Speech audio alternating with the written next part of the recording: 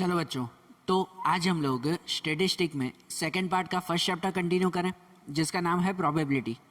देखो, इस चैप्टर में हम लोग एक्सरसाइज 1.3 कंटिन्यू कर रहे थे कि जिसमें हम लोग यूनियन और इंटरसेक्शन उनकी फार्मूलाज देख रहे थे, उनके लॉजिकल सम्स देख रहे थे, बराबर ना। कि जिसमें हमने 1 to 7 तक के क्वेश्चंस किए थे। एक्सरसाइज 1.3 में 1 to 7 तक के क्वेश्चंस हमने किए थे। आज उससे आगे क्वेश्चन नंबर 8 देखें। आपकी टेक्स्ट बुक आपके साथ में रखो, एक्सरसाइज 1.3 क्वेश्चन नंबर 8 कि देखो क्या लिखा हुआ है। उसमें लिखा हुआ है the probability that a teenager coming to a restaurant for dinner and order pizza is 0.63 and the probability of ordering cold drink is 0.54। देखो क्या दिया हुआ है कि एक टीनेजर, कोई पर्सन जो है, अगर रेस्टोरेंट जा रहा है और वो पिज़्ज़ा ऑर्डर कर रहा है ना, उसकी प्रोबेबिलिटी 0.63 है। और अगर वो कोल्ड ड्रिंक ऑर्डर कर रहा है तो उसकी प्रोबेबिलिटी 0.54 है, बराबर। आगे लिखा हुआ है the probability that a teenager order at least one out of a pizza and cold drink is 0.88। कि वो एटलीस्ट वन, कि यहाँ पिज़्ज़ा या कोल्ड ड्रिंक या दोनों, एटलीस्ट वही कहता है ना कि कम से कम कोई एक वो ऑर्डर करे, उसकी प्रोबेबिलिटी 0.88 है। अब इसमें हमने कल समझाया था कि एटलीस्ट का मतलब होता है यूनियन, बराबर ना। दो इवेंट हो तो ए यूनियन बी, तो उसके लिए एटलीस्ट वर्ड लिखा जाता है। तो यहाँ पे दिया हुआ ना कि वो टीनेजर एटलीस्ट कोई एक या पिज़्ज़ा या कोल्ड ड्रिंक ऑर्डर करता हो, उसकी प्रोबेबिलिटी 0.88, मतलब ये यूनियन दिया हुआ है, यूनियन 0.88 है, ओके। और आगे दिया हुआ है find the probability that a teenager coming for dinner on a certain day order only one out of 2 items from pizza and cold drink, बराबर ना। कि अब हमें प्रोबेबिलिटी ढूंढनी है कि वो टीनेजर रेस्टोरेंट में जाए and pizza and cold drink कोई एक ऑर्डर करे। तो पिज़्ज़ा एंड कोल्ड ड्रिंक ये हो गया इंटरसेक्शन। क्या हो गया? इंटरसेक्शन हमें ढूंढना है, बराबर ना।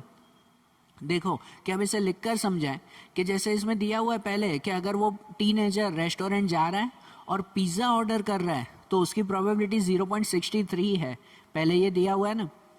तो ये 0.63, तो इसका मतलब कि ये हम पी ए कहेंगे, इवेंट ए के लिए प्रोबेबिलिटी ए, बराबर ना। इसे प्रोबेबिलिटी ए कहेंगे। देखो यहाँ पर लिखें, क्वेश्चन 8 में लिखें कि probability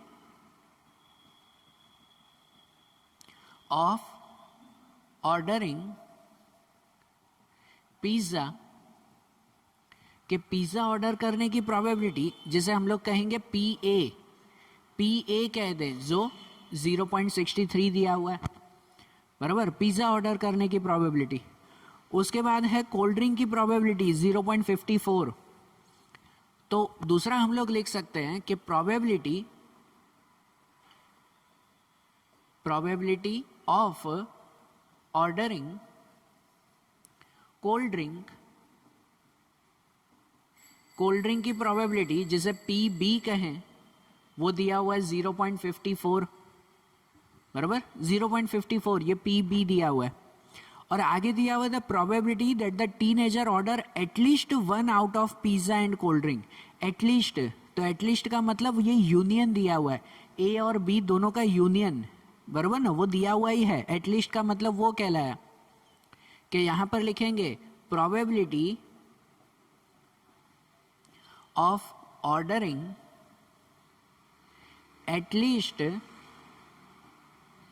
at least one of pizza and cold drink, कि पिज़्ज़ा या कोल्ड ड्रिंक उनमें से एटलीस्ट वन मतलब एक से ज़्यादा, वो दोनों भी मंगवा सकता है।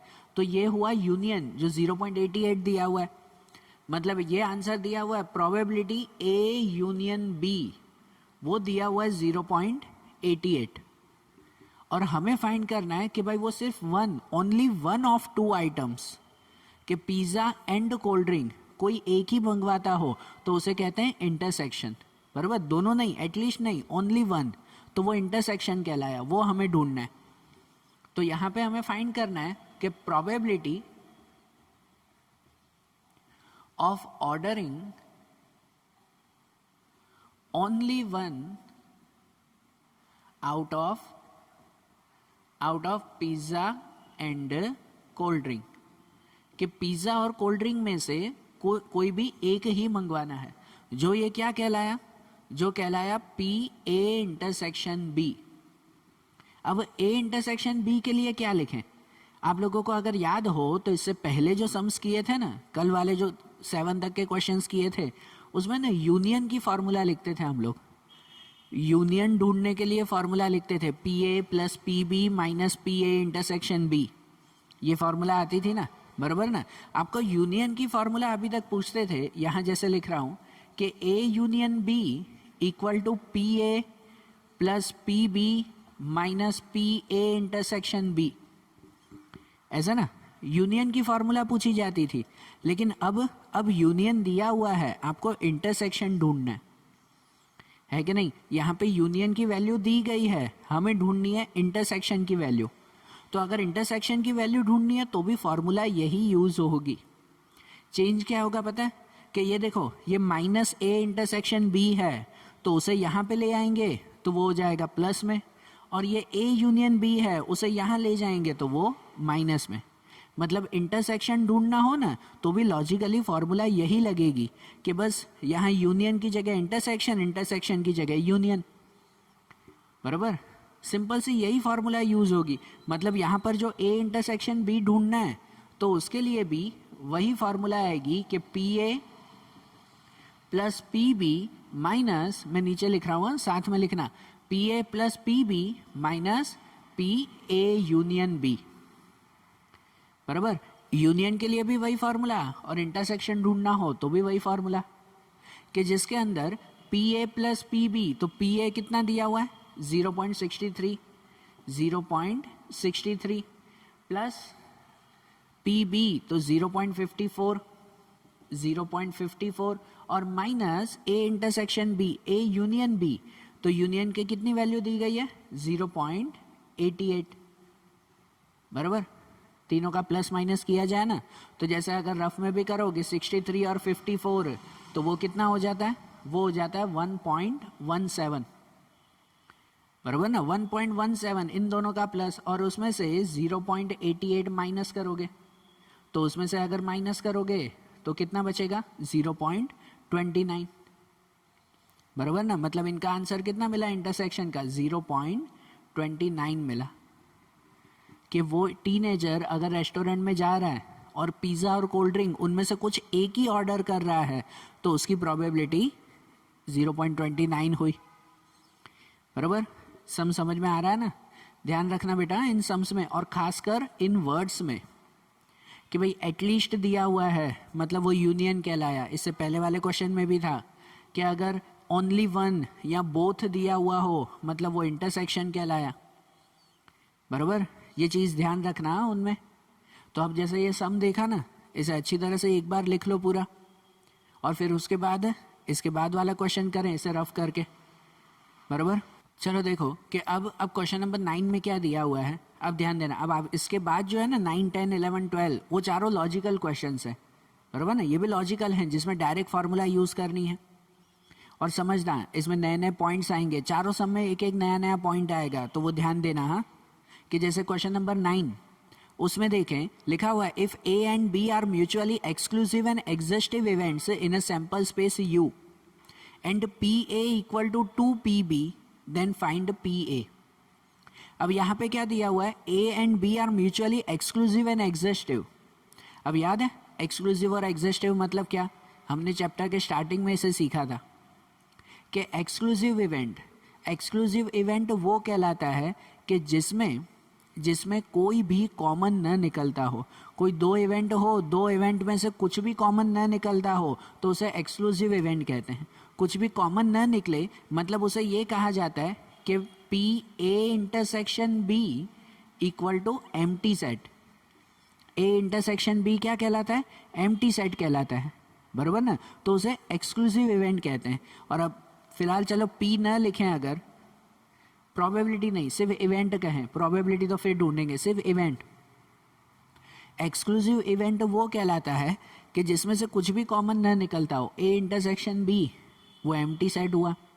और एग्जिस्टिव इवेंट तो एग्जस्टिव इवेंट वो कहलाता है कि जिसका यूनियन करने से पूरा सैंपल स्पेस बन जाता हो, बराबर ना, कि जिसमें यूनियन करने से ए यूनियन बी तो वो पूरा सैंपल स्पेस मिलता हो, तो उसे कहते हैं एग्जस्टिव इवेंट। बराबर, समझ आ रही है बात? जैसे अगर ए में सपोज कि अगर ए में नंबर दिए हुए हैं 1 2 3 4, बराबर, सैंपल स्पेस अगर कहें तो सैंपल स्पेस में नंबर दिए हुए हैं 1 2 3 4 5, ठीक है, ये सैंपल स्पेस ए में, और बी में दिया हुआ है 2 4 5। तो यहाँ पे अगर ए और बी दोनों का यूनियन करो ना, दोनों का यूनियन, ठीक है, इनको यूनियन करो तो पूरा सैंपल स्पेस बन जाएगा, बराबर ना, सैंपल स्पेस हो जाएगा। तो इसलिए उसे क्या कहते हैं? एग्जस्टिव इवेंट, कि जिन दो इवेंट का यूनियन करने से पूरा सैंपल स्पेस तैयार हो जाता हो तो वह एग्जस्टिव इवेंट कहलाते हैं। ओके, समझ आ रही है ना बात? है। और एक्सक्लूसिव इवेंट वो कहलाते हैं जिनमें से कुछ भी कॉमन न निकले। अब इसमें से तो कॉमन है 2 और 4 कॉमन है ना, लेकिन जिसमें से कुछ भी कॉमन न निकलता हो तो वो एक्सक्लूसिव कहलाते हैं। और उसमें चेंजेस क्या आएंगे फिर? जब ऐसा एक्सक्लूसिव और एग्जस्टिव इवेंट दिए हुए हैं तो चेंजेस क्या? तो चेंजेस ये आते हैं, ध्यान देना, नोट्स में ध्यान देना, कि जब भी अगर दिया हुआ है एक्सक्लूसिव इवेंट, एक्सक्लूसिव मतलब जिसमें से कुछ भी कॉमन ना निकलता हो, तो हम लोग जो यूनियन की फार्मूला लगाते हैं ना, पी ए यूनियन बी, तो यूनियन की फार्मूला क्या आती है? P A plus P B minus P A intersection B. इससे पहले वाले सम में ही हमने यूज़ किया, बराबर। यूनियन की जनरली यही फार्मूला आती है, लेकिन अगर उसमें ऐसा दिया हुआ है कि वो एक्सक्लूसिव इवेंट है, एक्सक्लूसिव मतलब कुछ भी कॉमन नहीं निकल रहा है, इंटरसेक्शन नहीं है, अगर इंटरसेक्शन नहीं है तो फिर ये लिखेंगे ही नहीं, बराबर ना। अगर इंटरसेक्शन कुछ भी नहीं है ना, एक्सक्लूसिव इवेंट है, ऐसा मेंशन है, तो A union B equal to सिर्फ P A plus P B हो जाता है। समझ आ रही है बात? लॉजिक ध्यान आ रहा है ना, बराबर ना। इंटरसेक्शन निकल जाएगा ए यूनियन बी में, सिर्फ दोनों में सीधा प्लस हो जाएगा अगर कुछ कॉमन नहीं है तो, बराबर। और अगर एग्जस्टिव इवेंट है, एग्जस्टिव इवेंट, तो एग्जस्टिव इवेंट के लिए ऐसे कहा जाता है कि उसमें पी ए यूनियन बी, या तो कहो कि उसमें P A plus P B equal to 1 होता है। इसके इक्वल टू क्या लिख सकते हैं? 1, बराबर। एग्जस्टिव इवेंट उसे कहते हैं कि जिसमें ए और बी दोनों का प्लस हमेशा कितना होगा? 1, तो वो एग्जस्टिव इवेंट कहलाता है। तो अब जो क्वेश्चन नंबर 9 दिया हुआ है ना, उसमें पहले ही मेंशन है कि ए और बी एक्सक्लूसिव भी है, मतलब कुछ कॉमन भी नहीं निकलेगा उसमें से, और वो एग्जस्टिव भी है। एग्जस्टिव मतलब दोनों का यूनियन, पूरा सैंपल स्पेस, फार्मूला वाइज दोनों का प्लस 1 होगा। ये नया रूल ध्यान रखना, जब भी एग्जस्टिव दिया हुआ है तो उसमें दोनों का प्लस हमेशा कितना होगा? 1, बराबर। दो क्या, अगर 3 इवेंट भी दिए गए हो, 4 इवेंट भी दिए गए हो, अगर एग्जस्टिव लिखा हुआ है तो जितने भी इवेंट हो सबका प्लस हमेशा 1 होगा, बराबर। तो इस लॉजिक के हिसाब से हम लोग सम करेंगे। अब यहाँ पर जैसे दिया हुआ है, यहाँ पे एक ही कंडीशन दी गई है 9th में कि P A equal to 2 P B, बराबर, ऐसे दिया हुआ है P A equal to 2 P B, और उस पर से हमें ये ए ढूंढना है। तो ए ऐसे ढूंढेंगे कि इस फॉर्मूला से, कि यहाँ पर दिया हुआ है कि भाई ये एग्जस्टिव इवेंट है, ए और बी एग्जस्टिव इवेंट है, मतलब P A plus P B कितना होगा? 1 होगा। तो देखना कि इसे सॉल्व कैसे करना है। यहाँ पर है ना, सबसे पहले लिख सकते हैं, ये ऐसा सेंटेंस लिख सकते हैं कि here events A and B are mutually exclusive and exhaustive event. जो क्वेश्चन में दिया हुआ है वही, बराबर, वो सेंटेंस में तो लिखेंगे ही ना कि ए एंड बी वो म्यूचुअली एक्सक्लूसिव एंड एग्जस्टिव है। तो इसका मतलब ऐसे कह सकते हैं कि so P A plus P B equal to 1। Exclusive और एग्जस्टिव हो तो उसमें यही कहेंगे। ए यूनियन बी वो फिलहाल लिखने की जरूरत नहीं है, क्योंकि हम सिर्फ ए और बी ढूंढ रहे हैं ना। एक्सक्लूसिव और एग्जॉस्टिव है, मतलब P A plus P B equal to 1 होगा, ये कंफर्म ना। तो उसमें ये जो पी ए है तो पी ए की जगह पर ये वैल्यू लिख सकते हैं ना, लिख सकते हैं कि नहीं, जो आपको क्वेश्चन में ही दिया हुआ है कि P A equal to 2 P B, मतलब जो पी ए है उसकी जगह पे लिख सकते हैं 2 पी बी, ओके। और प्लस प्लस ये पी बी तो रहेगा ही, इक्वल टू 1, बराबर ना। तो ये 2 पी बी और पी बी, तो 2 P B and P B कितना हो जाएगा, 3 पी बी हो जाएगा, बराबर। 3 पी बी इक्वल टू 1, और उसमें अगर पी बी फाइंड करना है तो 3 कहाँ जाएगा, डिवाइड में, मतलब ऐसे हो जाएगा कि पी बी इक्वल टू 1/3। ये पी बी की वैल्यू कितनी मिल गई हमें, 1/3 मिल गई, बराबर। समझ आई बात है, ये वैल्यू मिल गई ना पी बी की। अब ये जो वैल्यू मिली ना, तो पी बी नहीं, हमें तो पी ए ढूंढना था, तो ये वैल्यू अब रिटर्न करेंगे किस में, इसी में ही, पी ए में, बराबर ना। ये वैल्यू इसी में ही रिटर्न करें तो हमें पी ए भी मिल जाएगा। मतलब ऐसे लिखेंगे, यहाँ पर ऐसे लिखें कि P A equal to 2 P B, बराबर। P A equal to 2 P B, तो मतलब यहाँ पी बी की जगह पर ये लिख सकते हैं ना 1/3, means P A equal to 2 multiply P B की जगह पे 1/3। कुछ कट तो होगा नहीं, कैंसिल तो होगा नहीं, मतलब यहाँ पे हो जाएगा कि पी ए इक्वल टू 2 1 2/3, कि पी ए कितना हो जाएगा, 2/3 हो जाएगा, बराबर के नहीं। मिल गई ना पी ए की वैल्यू, बराबर। समझ आई बात है। तो इसे ध्यान रखना, इसे ध्यान रखना कि जब भी म्यूचुअली एक्सक्लूसिव और एग्जॉस्टिव इवेंट दिया हुआ हो तो उसमें जितने भी इवेंट हो सबका प्लस कितना होगा, 1 होगा हमेशा, बराबर। सिर्फ 2 नहीं, 3 इवेंट हो तो भी, बराबर, ध्यान रखना है इसे। तो अब जैसे ये सम किया तो अब इसे रफ करें, उसके बाद इसके बाद वाला क्वेश्चन देखें, बराबर। तो अब देखो कि अब 10th वाले क्वेश्चन में क्या दिया हुआ है। देखो आपके जैसे टेक्स्ट बुक में लिखा हुआ है कि देयर आर 3 इवेंट्स। अब 3 events A B C in a sample space are mutually exclusive and exhaustive. If 4PA equal to 5PB equal to 3PC, then find PA union C and PB union C. अब यहाँ पर 3 event है ए B सी, और तीनों के लिए दिया हुआ है कि वो म्यूचुअली एक्सक्लूसिव एंड एग्जॉस्टिव है। तो अगर एक्सक्लूसिव एंड एग्जॉस्टिव है इसका मतलब क्या पता है कि यहाँ पर 3 इवेंट है ना, तो तीनों का प्लस 1 होगा, जैसे पहले बताया था वैसे कि अब इसमें 3 इवेंट है, मतलब P A plus P B plus P C equal to 1, बराबर। और जो आखिरी में ढूंढना है ना पी ए यूनियन सी, तो ए यूनियन सी मतलब उसमें नॉर्मल प्लस कर देंगे, ए यूनियन सी मतलब ए प्लस सी, बराबर ना। ए और सी की वैल्यू मिले तो ए प्लस सी वो हो जाता है ए यूनियन सी, बराबर ना। और बी यूनियन सी मतलब बी प्लस सी करेंगे, बराबर। तो उसके लिए क्या करना होगा हमें पहले, तो उसके लिए पहले ए बी सी तीनों की वैल्यू ढूंढनी होगी। और यहाँ पे तीनों की वैल्यू के लिए इतनी कंडीशन दी गई है, मैंने पहले यहाँ पे लिखा कि 4PA equal to 5PB equal to 3PC, ये कंडीशंस दी गई है ना, बराबर। तो इस पर से ए बी सी अलग अलग कैसे मिले, ये तो तीनों इक्वल टू में दिए हुए हैं, तो अलग अलग कैसे मिलेगा। अगर नहीं होना अलग अलग तो इन पर से पहले सपोज कर लेते हैं। क्या कर लेते हैं, सपोज इन तीनों को हम लोग एक्स सपोज करें। अब देखना कि इसमें हम लोग कैसे लिखेंगे वो समझना, कि यहाँ पर ऐसे लिखें कि let 4PA equal to 5PB equal to 3PC equal to X, कि इन सबको क्या सपोज करें, सब इक्वल टू में ही है ना, तो सबको एक्स सपोज कर ले।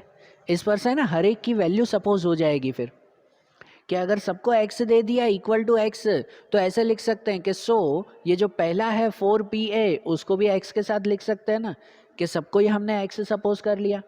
इन सबके बाहर कोई वैल्यू तो होनी चाहिए ना, तो सबकी अलग अलग वैल्यू मिलेगी। यहाँ पे कोई वैल्यू दी नहीं थी, कोई वैल्यू होती तो सबकी अलग अलग वैल्यू मिल जाती, और कोई वैल्यू नहीं थी ना, इसलिए हमने एक वैल्यू x सपोज कर ली। कि सपोज ये x, तो अब ऐसे लिख सकते हैं कि 4PA इक्वल टू एक्स, मतलब 4PA उसको भी x के साथ लिखा। अगर इसको x के साथ लिखा सो ये 4 कहाँ चला जाएगा, डिवाइड में, 4 डिवाइड में, तो पी ए इक्वल टू कितना मिल जाएगा, x अपॉन 4। पी ए की वैल्यू सपोज हो जाएगी कितनी, x अपॉन 4। अब यहाँ x की जगह और कोई वैल्यू होती, सपोज यहाँ 30 लिखा होता तो 30 अपॉन 4 लिखते ना, a की पूरी वैल्यू मिलती ना, लेकिन यहाँ कुछ वैल्यू थी नहीं इसलिए x सपोज कर लिया। अब ये a हो गया, अब b को भी x के साथ लिखें, जैसे a को अब b को लिखें कि सो 5 pb, b के लिए कितनी वैल्यू है 5, तो 5 pb इक्वल टू x। तो उसमें अगर b फाइंड करना है तो 5 डिवाइड में, मतलब ऐसे हो जाएगा कि pb equal to x upon 5। ये pb की वैल्यू भी सपोज हो गई। और ऐसे ही अब c में कि 3pc उसे भी x से लिखें, कि अब उसके लिए लिखें कि 3pc इक्वल टू x, तो उसमें 3 डिवाइड में जाएगा, मतलब ऐसे हो जाएगा कि so pc equal to x upon 3, बराबर ना, pc इक्वल टू कितना हो जाएगा x अपॉन 3, हो गई, तीनों की वैल्यू सपोज हो गई ना। अब तीनों की वैल्यू सपोज हो गई तो अब यहाँ पर जैसे हमें कंडीशन दी गई है वो लिख सकते हैं कि here events A, B and C are mutually exclusive and exhaustive, बराबर, कि ए बी सी वो तीनों कैसे इवेंट है, एक्सक्लूसिव एंड एग्जॉस्टिव इवेंट है। तो इसका मतलब ऐसे लिख सकते हैं ना कि so P A plus P B plus P C equal to 1। अगर एक्सक्लूसिव एंड एग्जॉस्टिव इवेंट है मतलब जितने भी इवेंट हुए सबका +1 आएगा, A plus B plus C equal to 1, ये क्लियर।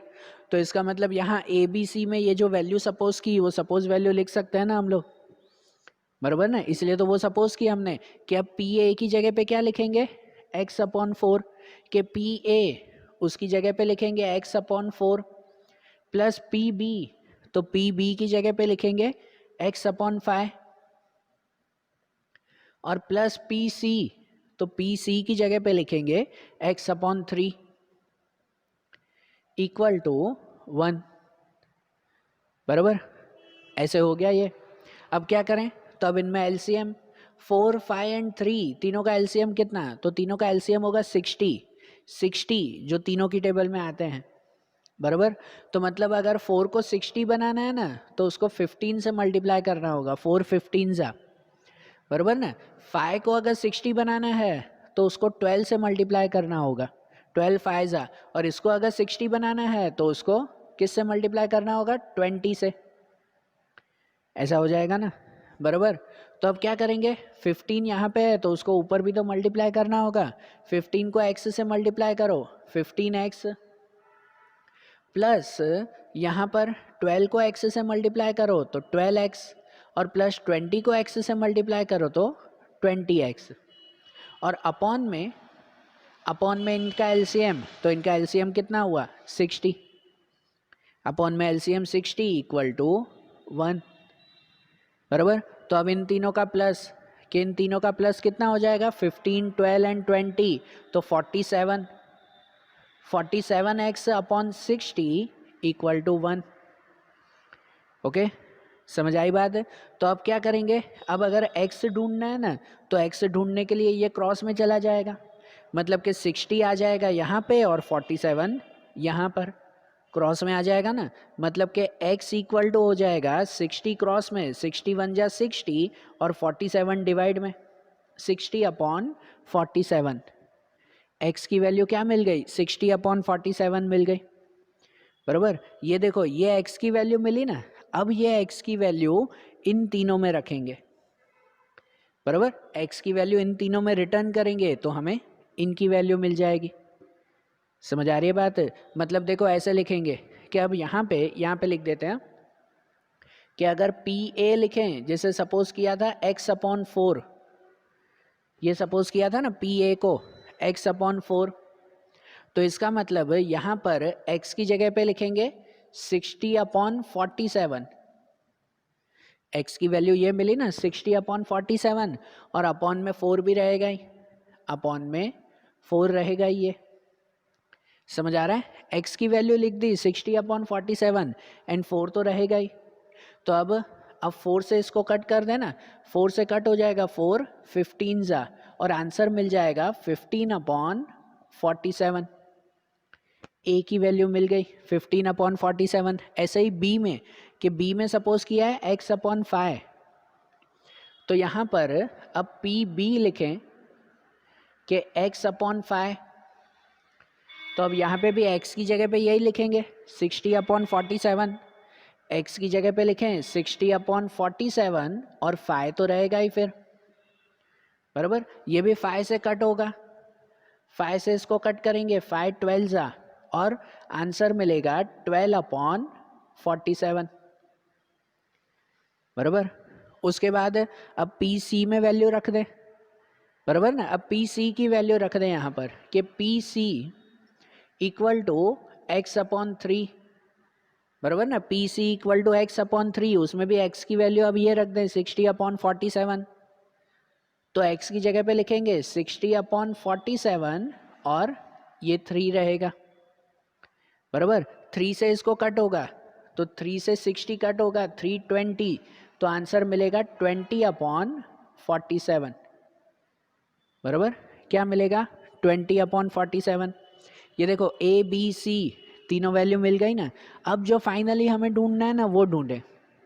ये तो ए बी सी की वैल्यू ढूंढी हमने, सब सपोज करके और ये काउंटिंग करके। अब हमें फाइनल आंसर क्या ढूंढना है? जो ढूंढना है A union C and B union C, बराबर।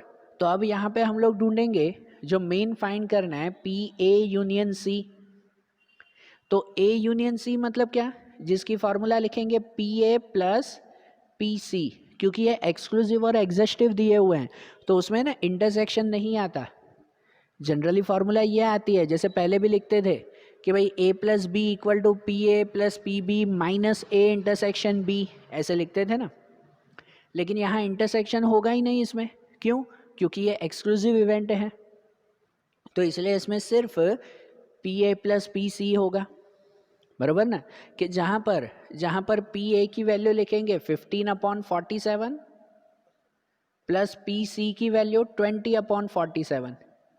नीचे दोनों 47 सेम ही है, तो सिर्फ ऊपर का प्लस हो जाएगा, 15 + 20 35/47। ये ए यूनियन सी की वैल्यू मिल गई। और दूसरा ढूंढना है बी यूनियन सी, दूसरा फाइंड करना है पी बी यूनियन सी।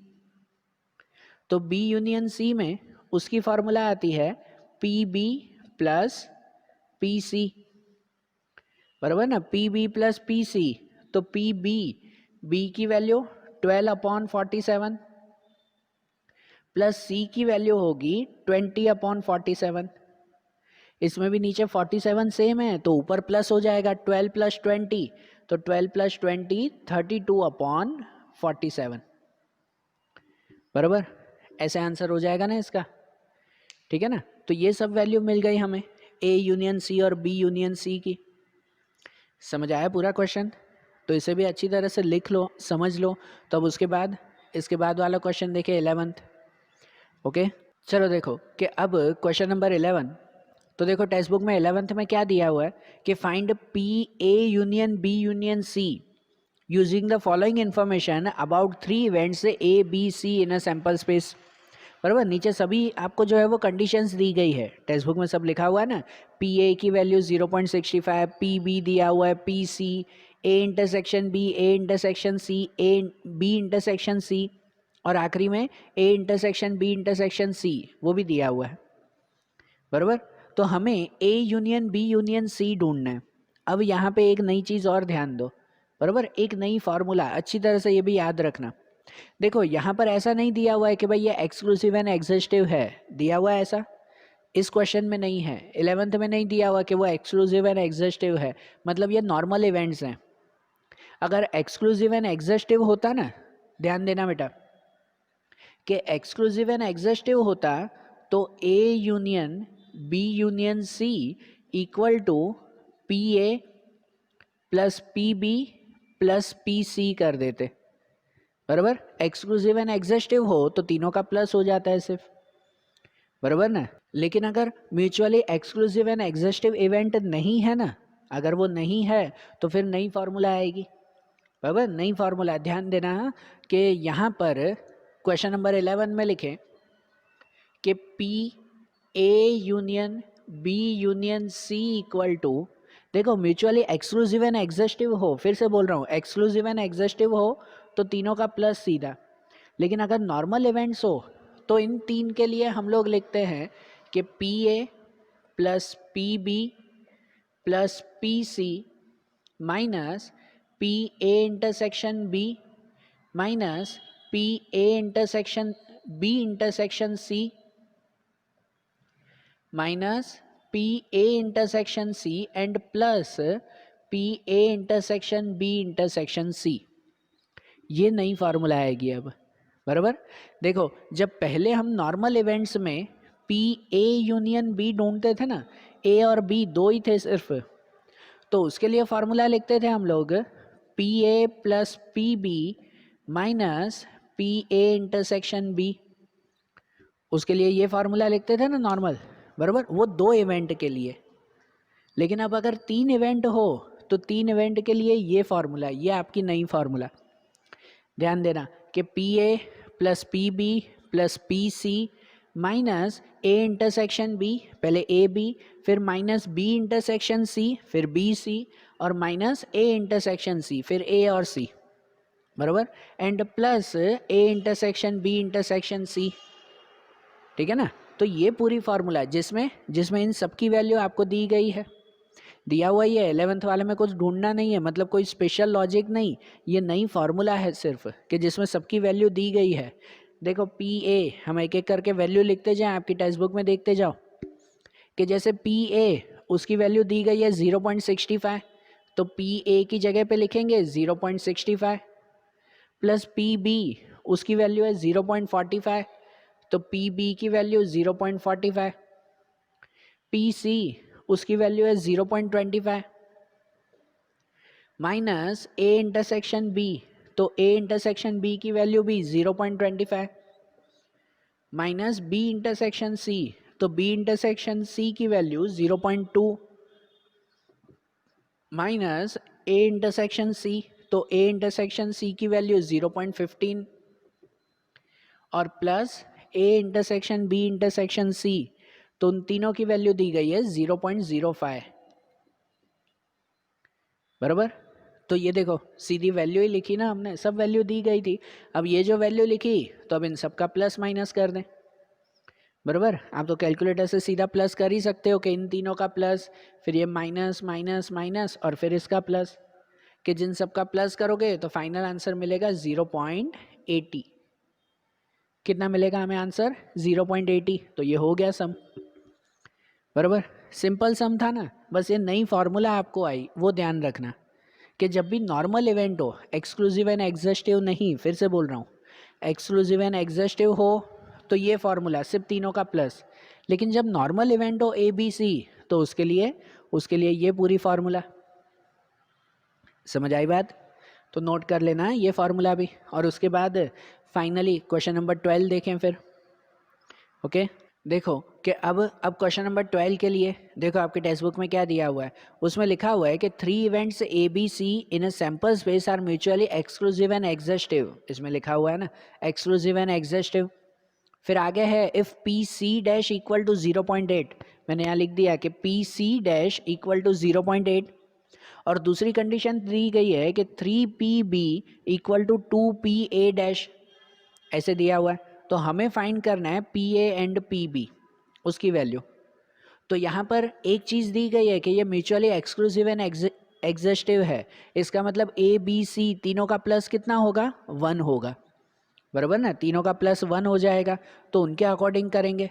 लेकिन उससे पहले इन चीज़ों को सॉल्व करें ना, इनमें सपोज करें वैल्यू।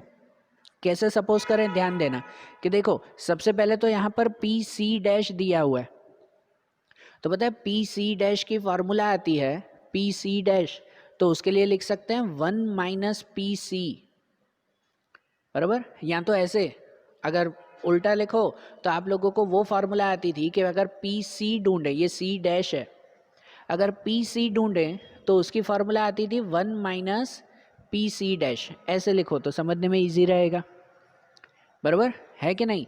पी सी की फार्मूला क्या आती थी, 1 माइनस पी सी डैश। तो मतलब यहाँ पर 1 माइनस पी सी डैश कितना दिया हुआ है, 0.8, और 1 माइनस 0.8 तो वो मिल जाएगा 0.2, बराबर। ये यहाँ से ढूंढा, पी सी मिल गया इस पर से, ठीक है ना। अब ए और बी भी ढूंढना है जो यहाँ से। अब यहाँ पे देखो 3pb equal to 2pa dash equal to कुछ भी नहीं है, मतलब इसमें भी कुछ सपोज करना पड़ेगा हमें। यहाँ पे सबसे पहले तो ऐसे सपोज कर सकते हैं कि देखो ये जो pa डैश है उसकी फार्मूला तो लिख लेना हम लोग, मतलब ऐसे लिखे ना कि 3pb इक्वल टू 2, और जो pa डैश है तो a डैश की फार्मूला क्या लिखते हैं, a डैश की फार्मूला लिखते हैं 1 माइनस pa, लिखते हैं कि नहीं ऐसी फार्मूला, 1 माइनस pa होता है ना। तो ये हो गया 1 माइनस pa। तो यहाँ पर ये 2 का दोनों के साथ मल्टीप्लाई, ये a डैश की जो फार्मूला लिखी है उसके साथ, कि यहाँ पर 3pb इक्वल टू 2 का दोनों से मल्टीप्लाई, 2 को 1 से मल्टीप्लाई 2 और 2 को pa से मल्टीप्लाई, तो 2 को pa से मल्टीप्लाई वो हो जाएगा 2pa, बराबर है। समझ आई बात। अब इसमें जो pb है ना, उस pb की वैल्यू सपोज कर सकते हैं कि 3 को डिवाइड में ले जाकर, मतलब ऐसे सपोज कर सकते हैं कि pb equal to 2 minus 2pa upon 3, बराबर। 2 माइनस 2pa और ये 3 डिवाइड में, ये pb की वैल्यू मिल गई, ठीक है ना। ये b की वैल्यू सपोज हुई, परफेक्ट वैल्यू नहीं। अब इस पर से a b c तीनों की वैल्यू ढूंढें, वो ऐसे ढूंढें कि यहाँ पे दिया हुआ है कि ये सब event mutually exclusive and exhaustive है। अगर एक्सक्लूसिव एंड एग्जस्टिव है तो उस पर से हम लोग ऐसा लिख सकते हैं ना कि pa plus pb plus pc equal to 1। Exclusive and exhaustive है मतलब तीनों का प्लस 1 ही होगा, और ये तीनों का प्लस 1 होगा ना, इसलिए ये तीनों की वैल्यू हमने पहले सपोज की कि pa उसकी जगह पे कुछ नहीं, वो वही लिखेंगे। pb तो pb की वैल्यू ये pb इक्वल टू ये पूरा लिख सकते हैं ना यहाँ पर, और pc तो pc की वैल्यू भी यहाँ पे मिली हमें 0.2, बराबर। तो इसलिए देखो एक्सक्लूसिव एंड एग्जस्टिव दिया हुआ था तो रूल तो ये लगेगा, लेकिन उसके हिसाब से पहले यहाँ वैल्यू तो सपोज करनी पड़ी ना हमें, ठीक है ना। अब यहाँ पे सबकी वैल्यू लिखें, अब ध्यान देना कि यहाँ पे अगर वैल्यू लिखें ना तो pa उसको वही लिखेंगे pa प्लस pb, तो pb की जगह पर ये लिखा जाएगा, उसकी जगह पर लिखेंगे कि 2 माइनस 2pa अपॉन 3, ये pb की पूरी वैल्यू, और pc तो pc की जगह पे लिखेंगे 0.2 प्लस 0.2 इक्वल टू 1। तो अब सबसे पहले क्या होगा, तो सबसे पहले 0.2 वहाँ पे ले जाएं, नंबर अलग कर देना, बराबर ना। तो सॉल्यूशन करें फिर कि इसको फिलहाल ऐसे ही रखें, pa plus 2 minus 2pa upon 3 और इक्वल टू 1 माइनस 0.2, 0.2 माइनस में, और 0.2 माइनस करो तो कितना होगा 0.8, ठीक है। एक स्टेप और वैसे ही लिखें कि pa plus 2 minus 2pa upon 3 equal to 0.8, ये मिल गया। अब क्या करें, तो अब इनका एलसीएम करें, यहाँ पे इक्वल टू के इस साइड इन दोनों का एलसीएम, यहाँ pa के नीचे कुछ भी नहीं तो 1 समझो, तो 1 और 3 इनका एलसीएम कितना होगा 3 होगा, 1 और 3 का एलसीएम 3, मतलब इसको 3 से मल्टीप्लाई करेंगे 3 बनाने के लिए और इसको 1 से मल्टीप्लाई, बराबर। तो यहाँ पर अगर इसको 3 से मल्टीप्लाई करोगे तो वो हो जाएगा 3pa, ओके, और प्लस 2 तो रहेगा ही, इसको 1 से मल्टीप्लाई करो वो तो सेम ही रहेंगे कि 2 माइनस 2pa, पूरे में एलसीएम 3, ऐसा किया ना एलसीएम कि इसको वही रखा और यहाँ पे, तो इसमें इक्वल टू 0.8। अब ऊपर अगर प्लस माइनस करें ना तो देखो 3pa माइनस 2pa, 3 माइनस 2 1, सिर्फ 1pa बचेगा कि pa प्लस 2, और ये जो डिवाइड में 3 है वो 3 को यहाँ ले जा सकते हैं ना मल्टीप्लाई में, बराबर ना, डिवाइड में 3 है वो मल्टीप्लाई में चला जाएगा, ऐसे हो जाएगा 0.8 मल्टीप्लाई 3, बराबर, समझ आई बात। जो इसे अब आगे कंटिन्यू करें तो pa प्लस 2 यहाँ लिख रहा हूँ कि pa प्लस 2 इक्वल टू यहाँ पे 0.8 मल्टीप्लाई 3, तो वो कितना हो जाएगा 2.4, 8 3 ज़ा 24 ना, तो 8 3 ज़ा 24, वो हो जाएगा 2.4, बराबर। अब अगर pa ढूंढना है तो 2 यहाँ जाएगा माइनस में कि pa इक्वल टू 2.4 माइनस 2, तो pa इक्वल टू कितना हो जाएगा 0.4, ये pa की वैल्यू मिल गई कि नहीं, pa मिल गया 0.4। अब जो pa मिल गया ना तो उसकी वैल्यू यहाँ रख दें, ना, ये pb की वैल्यू जो सपोज की थी उसमें pa की वैल्यू रख दें तो pb के आंसर भी मिल जाएगा, कि जहाँ पर pb हमने सपोज किया था कि pb equal to 2 minus 2pa upon 3, बराबर। तो जहाँ पे लिख सकते हैं कि 2 माइनस 2 pa की जगह पर 0.4 अपॉन 3, तो यहाँ पे 2 माइनस 2 मल्टीप्लाई 0.4, तो वो कितना हो जाएगा 0.8, 0.8 अपॉन 3। अब 2 माइनस 0.8, तो 2 माइनस 0.8 होगा 1.2, 1.2 अपॉन 3, और 1.2 डिवाइड बाय 3, तो 1.2 डिवाइड बाय 3 हो जाएगा 0.4, कि pb वो भी कितना मिल जाएगा 0.4 मिलेगा। तो ऐसे हमें pa और pb वो दोनों का आंसर मिल गया ना, बराबर, आई बात समझ में, ठीक है। तो ये भी सम क्लियर हुआ 12th वाला, इन्हें भी अच्छी तरह से लिखना, और ये एक्सरसाइज 1.3 हमारी कंप्लीट हुई, तो इन्हें अच्छी तरह से नोट करो। अब आगे के जो सम्स, आगे के जो टॉपिक्स होंगे वो अब हम लोग अगले वीडियोस में देखेंगे। Okay, thank you.